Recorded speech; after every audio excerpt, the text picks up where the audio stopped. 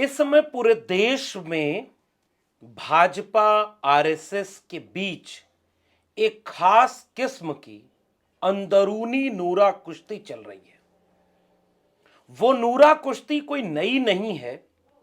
Bharatiya Janata party ने 2024 के आम चुनाव में अकेले पूर्ण बहुमत हासिल करने में चूक कर दी और उस समय के 2 या 3 दिन बाद आरएसएस प्रमुख मोहन भागवत का बयान आ गया और मोहन भागवत ये बयान देते हुए सुनाई दिए कि वो ये कह रहे हैं कि अहंकार नहीं होना चाहिए किसी को, हम तो सेवा करने के लिए आए हैं। इससे ये सोचना आगे फैली कि वो किसको ये संदेश दे रहे थे कि अहंकार नहीं होना चाहिए और किसका अहंकार टूटा था। कहीं वो तो नहीं जिसने कहा था, दंभ भरा था कि एक अकेला सब पर भारी।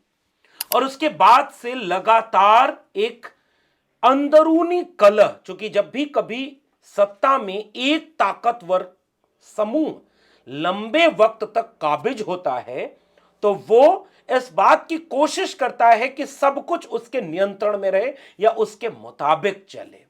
ऐसे में जो पूरी कलह थी वो आगे बढ़ी कि भारतीय जनता पार्टी का राष्ट्रीय अध्यक्ष कौन होगा, क्योंकि जेपी नड्डा का कार्यकाल पूरा हो रहा है और जेपी नड्डा के कार्यकाल पूरा होने के चलते अब अगला अध्यक्ष कौन बने, इसको लेकर संघ ने अपनी तरफ से कुछ नाम मीडिया में उछाल दिए।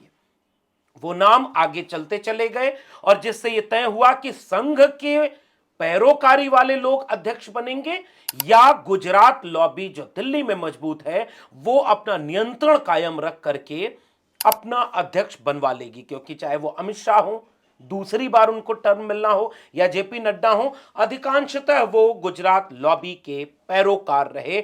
इसीलिए तो अमित शाह नरेंद्र मोदी के बगल में जेपी नड्डा के चलने पर उनका हाथ खींचकर पीछे भी कर सकते हैं और आज भी सबसे बड़ा कद मोदी और अमित शाह का ही है। लेकिन इन सब के बीच में जो सबसे बड़ा पेच फंसा यूपी के सीएम योगी आदित्यनाथ ने फंसाया। आरोप लगा बीजेपी के अंदर खाने कि बीजेपी को यूपी में हराने में सबसे बड़ी भूमिका अखिलेश यादव, राहुल गांधी और पीडीए की संविधान के नैरेटिव की है। लेकिन एक शख्स है उत्तर प्रदेश में जिसने अंदर से बीजेपी के कमजोर चुनाव लड़ने पर एक रणनीति बना दी थी। उसने वो भूमिका नहीं निभाई जो निभानी चाहिए थी, जो बाद में उसने उपचुनाव में निभाई, क्योंकि 37 सीटों पर सपा जीत गई, 43 पर विपक्षी गठबंधन इंडिया गठबंधन जीत गया। ऐसे में ये आने लगी खबरें कि क्या उत्तर प्रदेश के मुख्यमंत्री को बदल दिया जाएगा।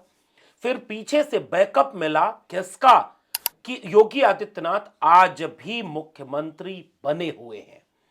क्या योगी आदित्यनाथ ने पैरेलल बीजेपी में या यूपी बीजेपी में अपने ताकतवर लोगों को खड़ा कर लिया है?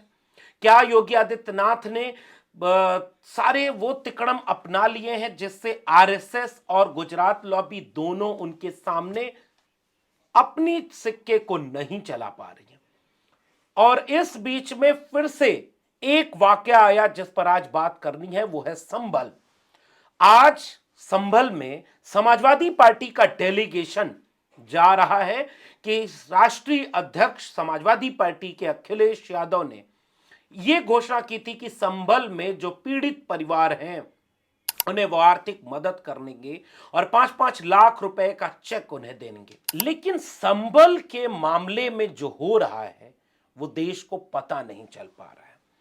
संभल में मस्जिद के नीचे खुदाई, सर्वे, मंदिर, कोर्ट में जाना, मुकदमा होना, एक ही दिन में सुनवाई होना, 2 घंटे की सुनवाई में बिना विपक्षी पार्टी को दूसरे पक्ष को सुने हुए सर्वे का आदेश दे देना, 19 नवंबर का सर्वे तुरंत हो भी जाना, 19 नवंबर के शांतिपूर्ण सर्वे के बाद वहां के सांसद सपा के नेता जियाउर रहमान बर्क का बयान आना कि हमारा पक्ष सुना नहीं गया। फिर अचानक 24 नवंबर को दूसरी बार डीएम के परमिशन से सर्वे के लिए टीम चली जाना और फिर वहां पर तनाव पैदा हो जाना। सर्वे के बाद जो टीम निकल रही थी वो जय श्री राम के नारे लगाती हुई जा रही थी वकील के साथ, और दूसरी तरफ से पत्थरबाजी के आरोप लगा दिए गए पुलिस के द्वारा। पुलिस गोलियां चलाती हुई दिखी, गोलियां चली, किसकी गोली से कौन मरा अभी तक यह छिपी हुई सच्चाई है, लेकिन 5 नौजवान मार दिए गए और ये एक बहुत बड़ी घटना बन गई। उसके बाद से संभल में लगातार तनाव का माहौल है। वहां का एसपी जो जिस तेवर के साथ, जिस शैली के साथ, वहां का एक सीओ, वहां का डीएम, वहां का कमिश्नर, पूरा प्रशासनिक अमला जिस तरीके से रवैया अख्तियार किए हुए है, ऐसा आप अमूमन और किसी प्रकरण में नहीं देखेंगे। बीएचयू में बीजेपी के आईटी सेल के 3 लड़के बलात्कार करते हैं एक छात्रा के, सब जमानत पर रिहा हो जाते हैं। ना किसी के पैर में गोली लगी, ना किसी को पीट पीट कर थाने से बाहर निकलने की तस्वीरें आई, न पुलिस का वो क्रूरतम चेहरा दिखा कि बिजली चोरी करोगे जुर्माना लगा देंगे, बुलडोजर चला देंगे, नक्शा दिखाओ, यही पुलिस चौकी बनेगी। पुलिस का काम लॉ एंड ऑर्डर का है। पुलिस हर एक नागरिक को, एक खास समुदाय के नागरिक को अपराधी की तरह हमेशा ट्रीट नहीं कर सकती। उसके लिए अपराध और अपराधी को चिन्हित करना और उनको उस अपराध की सजा कानूनी प्रक्रिया के तहत देना, यह उनकी जिम्मेदारी है। लेकिन संभल के पुलिस, संभल के एसपी और सीओ का रवैया जब आप देखेंगे, मिसाल के तौर पर पिछले दिनों एक ऑडियो वायरल हुआ कि एक व्यक्ति, हो सकता है उसकी आवाज खराब रही हो, उसका टोन गलत रहा हो, उसने जिद कर दी हो कि सीओ का हम इंटरव्यू करना चाहते हैं। लेकिन ये क्या इतना बड़ा अपराध है कि उसी ऑडियो में सुनाई देता है कि सीओ उसे थाने पर उसका एड्रेस पूछता है, बुलाता है और बाद में इतना पीटा गया कि वो लंगड़ाते हुए बाहर निकल रहा है कि हमसे गलती हो गई, अब हम पुलिस को इस तरह से नहीं करेंगे। यह रवैया और कितनी जगहों पर इस देश में कितनी बार अलग अलग समुदाय के लोगों के लिए देखा गया है। जिस शैली में संभल के एसपी का बयान, फोटो, वीडियो आता है, गोया वो व्यक्ति किसी और चीजों से ऊपर है। वह व्यक्ति लॉ एंड ऑर्डर को निभाने के लिए जिस तेवर में जैसे काम कर रहा है, क्या वैसे तेवर में आपने किसी और पुलिस वाले को इस तरह से देखा है? उन लोगों के लिए यह तेवर कभी नजर आता है जो दंगा कराने के लिए दूसरे के इबादत घरों के सामने जाते हैं, डीजे बजाते हैं, आपत्तिजनक गाने चलाते हैं और उन्हीं का नैरेटिव चल जाता है कि हम अपने ही देश में हिंदू रैली नहीं निकालेगा, हिंदू अपने मन का गाना नहीं बजा सकता, हिंदू अपने मन से तलवार नहीं लहरा सकता, हिंदू अब इस देश में यह भी नहीं कर सकता। अब आप कल्पना करिए कि संभल का पूरा नैरेटिव कितना भारी है और किस तरह से अभी भी वो जारी है। इतने मुकदमे जियाउर रहमान बर्ग पर लगा दिए गए और लोगों पर लगाए जा रहे हैं, इतने लोग पुलिस की गिरफ्त में हैं, इतना खौफ का माहौल है कि जैसे लगता है कि वहां मामला कुछ और है। कल्पना करिए कि इस तरह के माहौल कितनी जगहों पर कितनी बार दिखाए गए और ऐसे में संभल ने कौन सा ऐसा नैरेटिव सेट कर दिया? क्या ये आरएसएस का नैरेटिव जो था कि अभी अयोध्या झांकी है, मथुरा काशी बाकी है। आरएसएस के प्रमुख मोहन भागवत का नैरेटिव रहा होगा कि हो गया राम मंदिर, आस्था का विषय था, बड़ा सवाल था, अब हर मस्जिद के नीचे से मंदिर नहीं ढूंढना चाहिए, तनाव का माहौल नहीं फैलाना चाहिए। और वो काशी और मथुरा पर तो आरएसएस फिर भी सहमत होकर के अंदर खाने कुछ कुछ करता रहा होगा, लेकिन क्या आरएसएस संभल से सहमत है? इसे हम मोहन भागवत के बयान से ही समझें। जब मोहन भागवत ये कहते हुए सुनाई दिए कि आजकल कुछ लोगों को हिंदुओं का बड़ा नेता बनने का शौक है और इस चक्कर में वो बहुत कुछ ऐसा कर रहे हैं जो कि उचित नहीं है, ऐसे में क्या योगी आदित्यनाथ ने आरएसएस के एजेंडे पर एक सवालिया निशान या उसे किनारे करते हुए अपना एजेंडा हिंदुत्व का जारी कर दिया है? बटेंगे तो कटेंगे, एक रहेंगे तो नेक रहेंगे, यूपी के सीएम की कुर्सी पर कब्जा, अपने मन से डीएम एसपी बनाना, अपने मन से अपने प्रभाव का इस्तेमाल करते हुए ताकत अर्जित कर लेना कि उन्हें न कोई बदल सका, न पद से हटा सका, न उनका कोई कुछ बिगाड़ सका। और जब जरूरत पड़ी योगी आदित्यनाथ की बीजेपी ने एक नया नैरेटिव संभल के नाम पर खड़ा कर दिया। तो संभल क्या आरएसएस के लिए एक मुश्किल बन रहा है, या ये दोनों मिलकर के इसी तरह के नैरेटिव को आगे बढ़ा रहे हैं? क्या इस तरह के विमर्श, जहां पर आरएसएस प्रमुख का बयान इतर है और संबल की पॉलिटिक्स इतर है, और इस पूरे प्रकरण में कौन किस पर भारी पड़ेगा?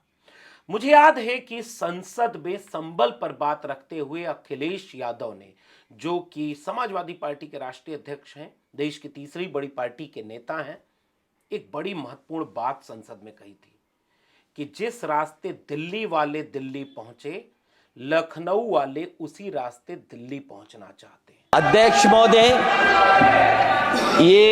ये लड़ाई दिल्ली और लखनऊ की है। No please. कभी दिल्ली पहुंचे थे जिस रास्ते, वही लखनऊ वाले उसी रास्ते पहुंचना चाहते हैं।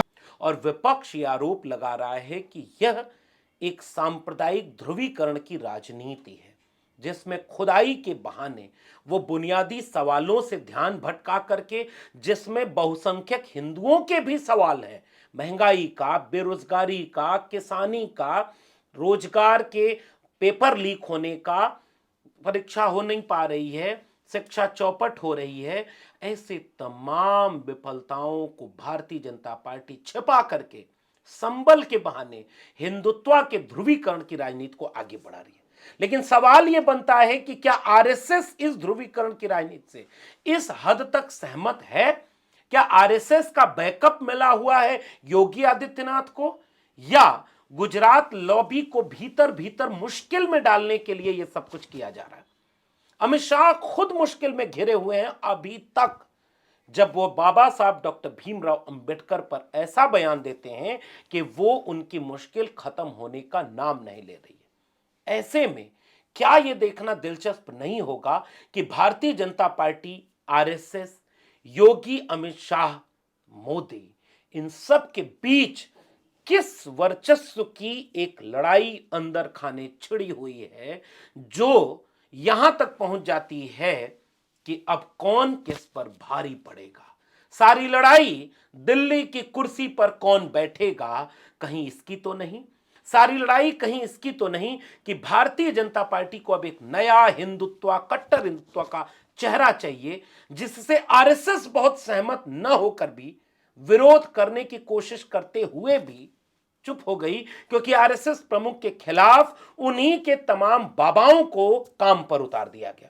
आपको याद है, रामभद्राचार्य से लेकर तमाम लोगों ने आरएसएस प्रमुख के उस बयान पर कड़ी आपत्ति जता दी, जहां उन्होंने कहा कि लोग हिंदुओं का नेता बनने के चक्कर में बहुत तरह का तनाव और सांप्रदायिक ध्रुवीकरण की राजनीति कर रहे हैं, यह ठीक नहीं है। आखिर कौन किसके पीछे बैकअप दे रहा है? और आखिर में उस सवाल का क्या होगा जब अखिलेश यादव ने कहा यूपी मुख्यमंत्री आवास के नीचे शिवलिंग है, खुदाई होनी चाहिए, पत्रकार आगे आगे चलें, हम आपके पीछे चलेंगे कि कोई भाग न जाए। ये खुदाई वाले भरोसा और यकीन खो देंगे, क्योंकि संविधान और मानवता सबसे बड़ा है।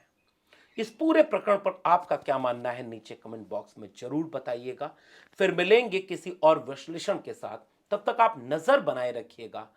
उतना ही न देखिए जितना सरकारें और सत्ता आपको दिखाती है, बल्कि वह भी देखने और समझने की कोशिश करिए जो पर्दे के पीछे है या जो छिपाया जा रहा है, क्योंकि ये सब कुछ सियासी खेल है, मगर इसका सबसे ज्यादा असर आपके और आपके परिवार और बच्चों के भविष्य पर पड़ेगा।